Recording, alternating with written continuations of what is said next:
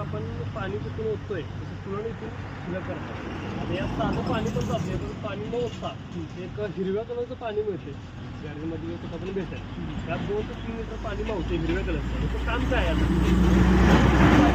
सगळ्या इंजिनमध्ये फिरल्या तिथे जे आपण हिरवं पाणी जे ओतणार आहे ते सगळीकडे फिरले त्याची पाईपलाईन इंजिनला गार राखण्याचं काम ते पुरवणी करत असतात. कधी जर एक 50-100 किलोमीटर गाडी गेल्यानंतर या गाडीचं बॉन्ड उघडून बघा, त्याचं वापाई नसते गाडी, एवढं इंजिन गरम असते. त्याला थोडक्यात गार ठेवायचं काम हे करत असते.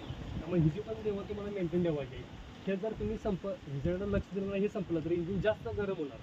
जास्त इंजिन गरम झालं की गाडी आपली जागेवर थांबते, गाडी चालत नाही. तुम्हाला मी एक चिन्ह दाखवलं लाल कलरचं, ते लागून राहणार.